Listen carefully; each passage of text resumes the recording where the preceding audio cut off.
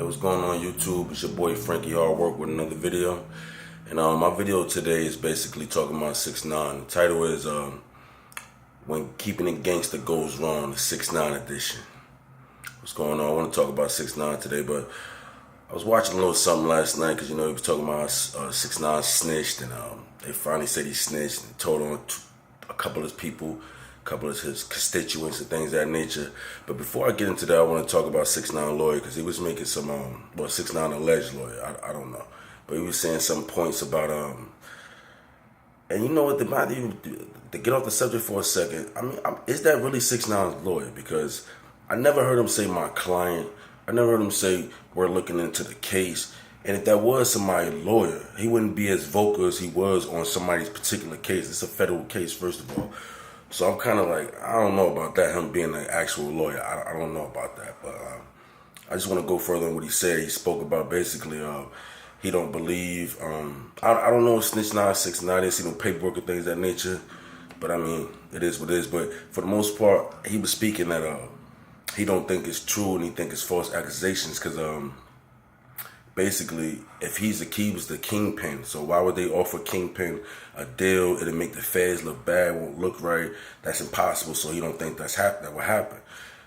But I don't know about that, because I'm gonna give you one particular example. It doesn't matter if you're a kingpin. You can definitely tell on your people that's working on you. And I'm gonna give you a prime example.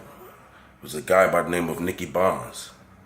You understand? He's from New York. He was a kingpin, Harlem kingpin, right? He told on his constituents, and he was the man. He was the kingpin. He told on the people that worked under him over a female, and he's in the protect witness program. Probably been home by now. It's years ago. This is before my time, so I can't agree with that. I cannot agree with that, because it can happen. A kingpin can definitely tell on people that's working for him, so I can't go with that. So now getting to the 6ix9ine video, I wanted to speak on something, and basically what I'm speaking on is when keeping it gangster goes wrong, the 6ix9ine edition. And they want to speak about it 6ix9ine because this actually relate to the young youth that's out here nowadays, that's running around, getting money, getting a certain amount of power, don't know how to deal with a certain amount of power, and just act real reckless with it. And I just want to speak on 6ix9ine. We all seen this coming. You understand what I'm saying? We all seen this coming. I don't understand how he didn't see this coming, which I believe he did. But my thing is that I don't understand is this. What I'm trying to get to is about 6ix9ine. To me, when you step in these streets, right? When you play these games, when you're a certain age, you become 18, and you step in these streets and you start playing a game, you're not looked at as a kid no more. That little, he's a kid, that's out the picture. That's gone. You're not looked at as a kid no more. So, one thing I gotta say too, streets definitely ain't got no love for you. And me speaking on that is because, 6ix9ine was running around, before he became super famous. He was a regular young kid. From what I heard, he wasn't blood or none of that. He was just a regular clean-cut kid. You understand? And then he started coming up with the guys or whatever, getting money and, messing with them and making music. And then he met a couple of dudes from the hood or whatever. And basically they put him out there. He basically got put out there, got on better because of the people he was surrounded with.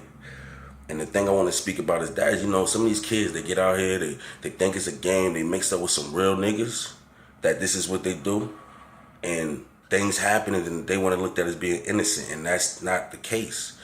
He linked up with some real dudes, you got to think about it. He was running around telling everybody to suck his dick and test his gangster and things of that nature. Before I even go further, it's not like I'm wishing this or glad that this happened. Not at all. I just want to speak to the youth right now. You understand? And what I'm saying is this, he's running around telling everybody this, test his gangster, tell all he's getting money.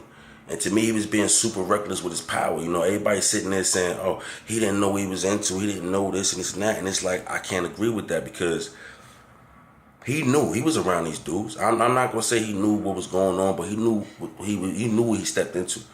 He knew these dudes was real serious dudes. And it's messed up that he's in this situation, but at the same time, I just want to put this to the youth. Like, when you step into this game, blood or crip or the streets, period, and you deal with a certain type of dude, certain group of dudes, the dudes he was dealing with was male matrix. You know what I'm saying? I don't know him. I heard him. I don't know him, nothing like that, but we already know we had to stay in the street. Now, You can't be running. And to me, I hated the way that whole situation played out because I watched 6ix9ine come up. When I first seen 6ix9ine, I'm looking at him like, this dude bugging. But then I wanted him to win because he came from nothing. I wanted him to win. I wanted him and his crew to win. I seen him coming from nothing. I seen when they was playing him out and joking and all that. When I was watching, watching his videos and things like that. And then you seen it change. But my thing is, I wish they'd have changed different. You see what I'm saying? Like, he used his power way reckless. Like, if you got a bunch of men under you, do anything that you would ask them to do, use it differently. I'm telling y'all that now. If you got people that if you getting money and you got a group of dudes under you that would do anything for you, use your power differently. Don't be so irresponsible with it. You know what I mean? Getting people shot up, robbed, things like that. Use it to your advantage where you can get more money. You know what I mean? Spread out and do something more positive, more better.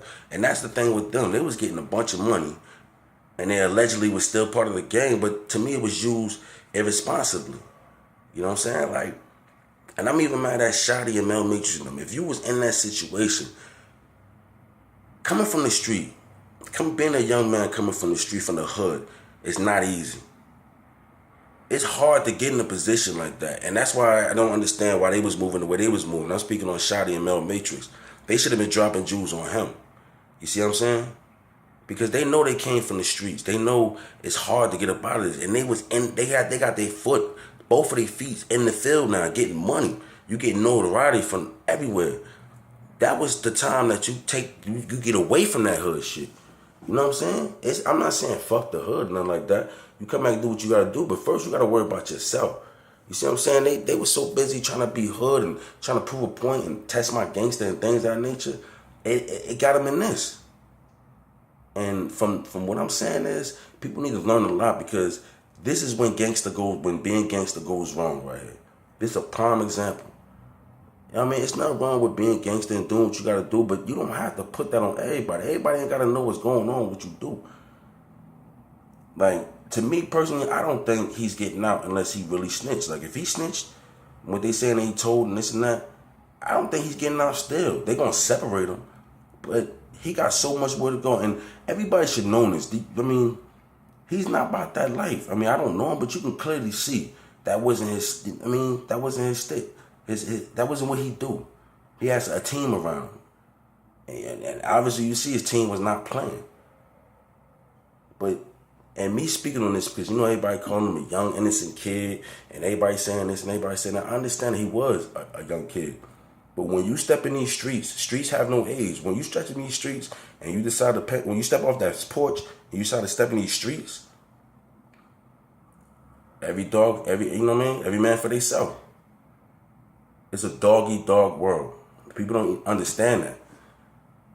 Like, just because, like I said, you was young, that don't mean anything, man. Like, now it's too late. And before it get too late, I think a lot of y'all young men need to see this. It's not a game with these streets. You know what I mean? Sometimes you gotta touch the stove to see if it's hot. I get it.